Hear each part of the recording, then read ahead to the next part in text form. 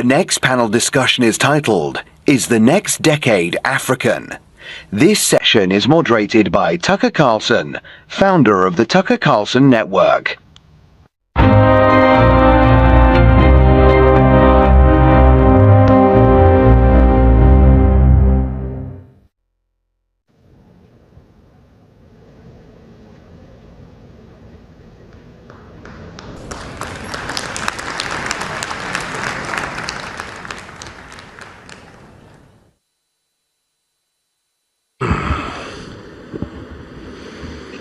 Gentlemen, thank you for doing this.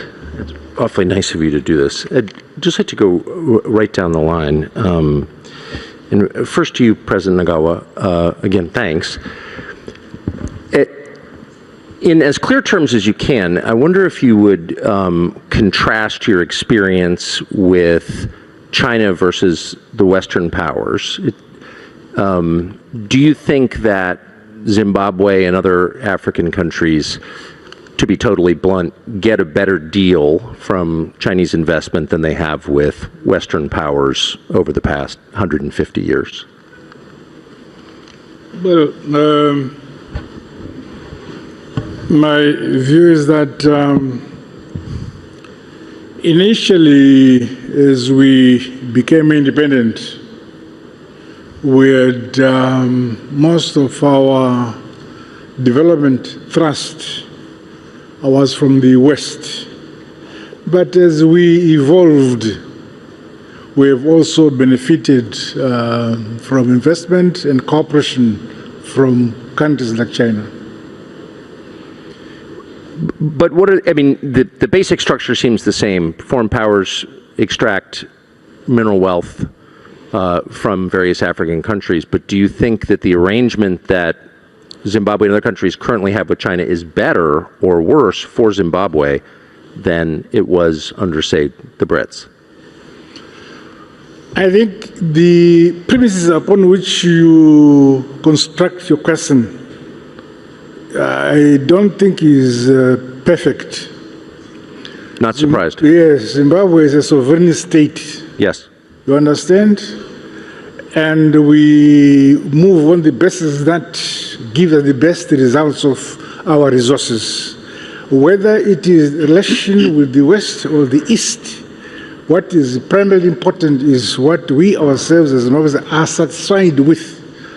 We don't need to please the West or please the East. We please ourselves. Good. That seems like a good model for every sovereign country. President Bio, thank you for this.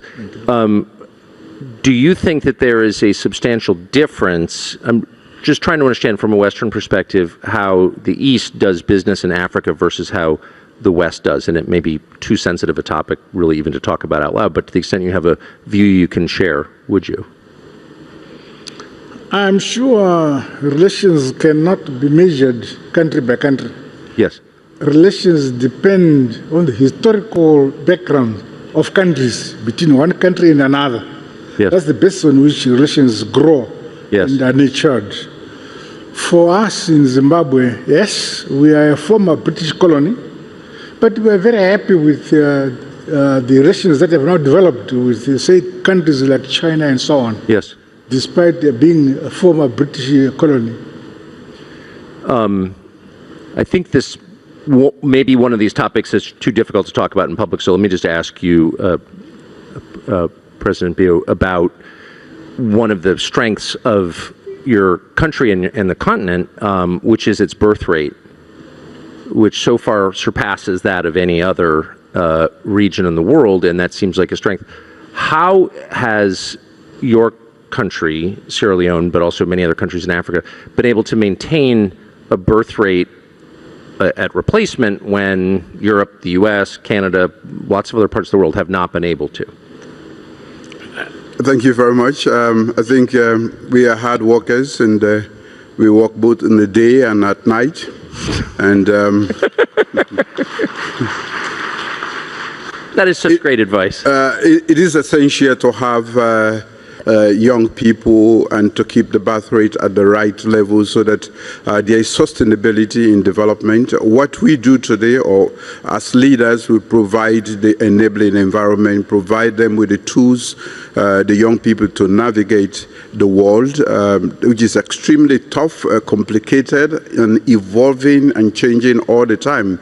So it is our responsibility to bear that in mind. We have to plan ahead of, be ahead of the curve to be able to replace accordingly so that we don't have a gap in our development process. So we have been busy producing as much as we can, a lot of good people, and we are investing in their education so that they are fit for purpose for a world that is becoming digital and, of course, going extremely to the edge of technological advancement. If I could just ask you a quick follow-up to you, Mr. President.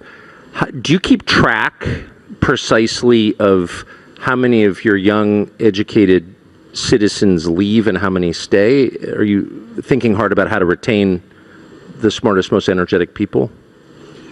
Definitely. In fact, what my administration did was to make sure that we provide basic primary and secondary education free of charge to the citizens. Every child born in Sierra Leone can go to school and finish high school without paying a penny. We don't just provide tuition, we also make sure that we provide other essentials to make it possible so that nobody has excuse not to go to school, because in the 21st century, without education, definitely you can't make it.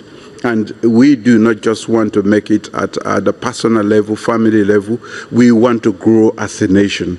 We want to be useful citizens of West Africa, the community that I chair today. But we also want to be useful citizens, global useful citizens that can contribute to the world. So we are taking stock of that, and we are educating them, equipping them. In fact, I call education as an equipment, a navigational equipment in a world that is becoming very, very complicated and complex. Thank you. President Boko, as you look at young people in Botswana who are educated and energetic, what's your pitch to them? What's your argument to them to stay in Botswana, not go to South Africa, Europe, the United States? Young people are generally innovative. They are entrepreneurial. They now have become digital natives, and that presents immense opportunities to them.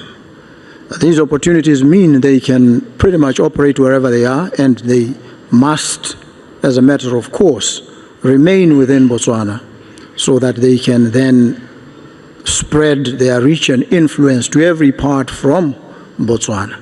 And so the opportunities that there are in Botswana, the training, the education, the acquisition of skills, the support, the environment that nurtures them and feeds and fuels their verve and vitality is what Botswana offers and what will power Africa. Africa generally is a very young continent with a median age of 19.3. Botswana's median age is 25. And so with such a population, Africa is poised to rule the world. So what are your plans for the world once you rule it?